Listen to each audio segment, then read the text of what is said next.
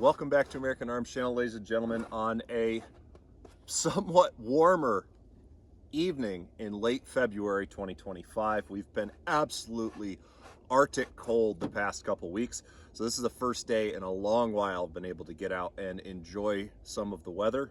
Got a little bit of the wintertime blues, but spring is soon to be here, and the second those snow geese start barking, it is official. Spring has arrived. But today is not that day, so we're taking some shots here with some favorite firearms of mine. And today we've got the Aero Precision Solus and 6.5 Creedmoor out yet again. And I'm just tinkering around tonight, but I never grouped my 160 grain Subsonic Interlock load back when I did some of the load development. And because it's so cold today, it is definitely only probably doing about 1,000 foot per second, if that. But I still want to get some groups. And I want to compare that to some factory 130 grain hollow point boat tail subsonic ammunition. This is made by Atomic Ammunition. So we're going to do a comparison here. I've detailed this load before. It is simply the 160 grain Hornady Interlock backed by 9.8 grains of Winchester WST powder. And that should consistently, in lower temps, keep you subsonic. In higher temps, I averaged it right around 1080, 1060 to 1080, but there was some fluctuation, I think, due to the temperatures, and this is a very bulky pistol powder, so it will be more temperature sensitive than some of your more premium rifle powders. But anyhow, we're going to put a 5-shot group together with this load, and then we're going to group the Atomic load, and we're going to see how this rifle likes it. I've got my Silencer Co. Scythe titanium on the end of the gun, and that's enough gabbing. Let's shoot a little.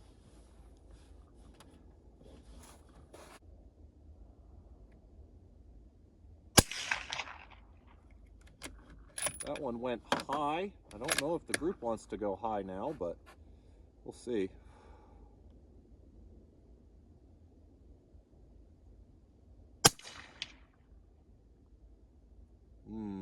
That's pretty bad. And I'm pretty sure that first one sonic cracked. So that's the problem with this WST powder load. It's not super consistent.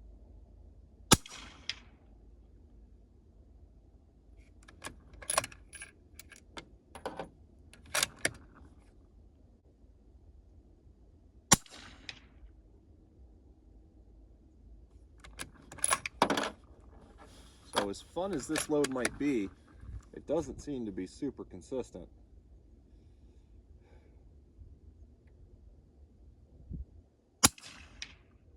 All right, so those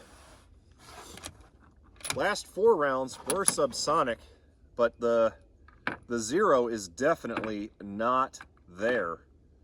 So it does seem to have a little bit of a wandering zero, a little bit of a problem. So hopefully we'll be able to take some of these Atomic loads and see a better result here at 100 yards. These are a pretty nice looking load. I'm gonna see if we can get one on paper and then go from there. And we'll see what happens here.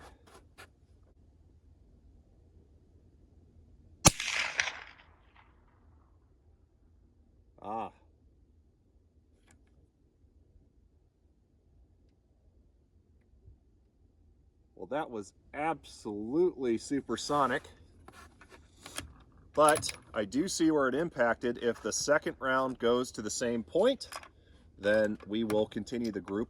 If not, we're gonna have to figure something else out, but this might be endemic of trying to get a subsonic 6.5 Creedmoor load. Maybe just sometimes they crack super.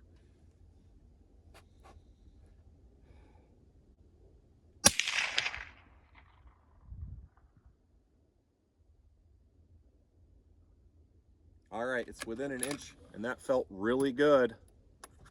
I might not go to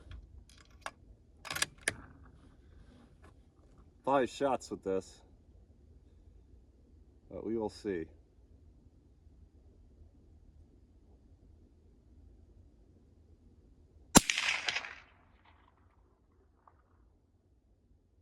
All right,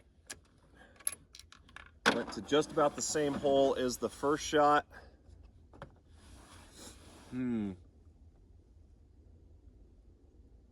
I can tell they are cracking the sound barrier. We're gonna do 2 more. But for $41 from the same gun shop that I purchased this silencer from, this Silencer Co. Scythe,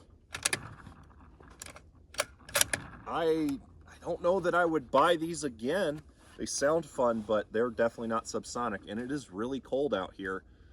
Sub 30 degrees right now. I couldn't say I recommend here, because in warmer temps it's only going to get worse, theoretically.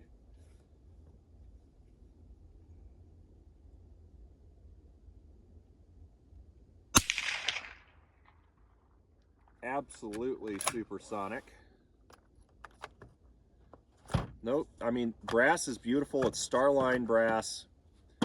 No pressure signs, obviously, but every single one of these has had a crack to it. Even though I got Ear Pro on, it should be a thuck and not a crack.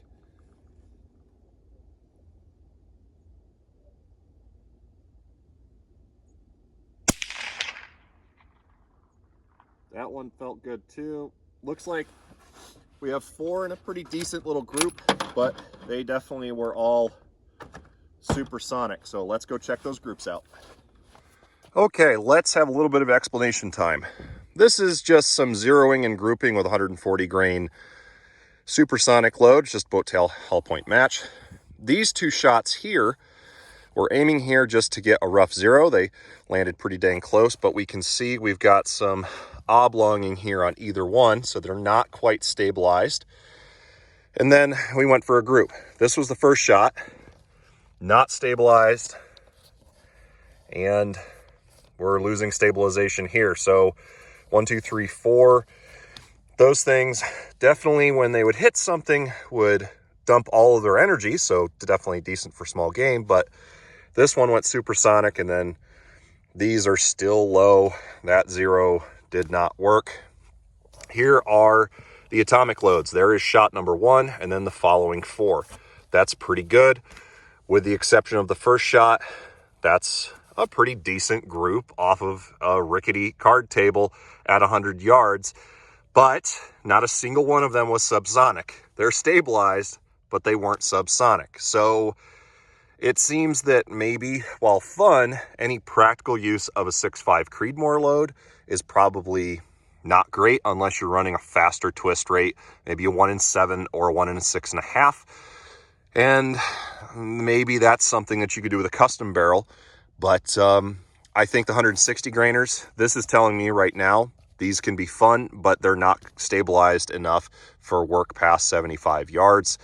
And it explains why I've had wandering zero issues. They're tumbling after they probably get about 35 to 40 yards down range. So that's unfortunate.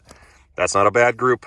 But again, if it's supposed to be subsonic, there shouldn't be a crack. And there was a crack on every shot. So for $41, I will not be buying another box of those.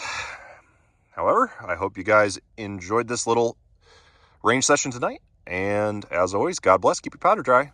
I'll see you in the next video.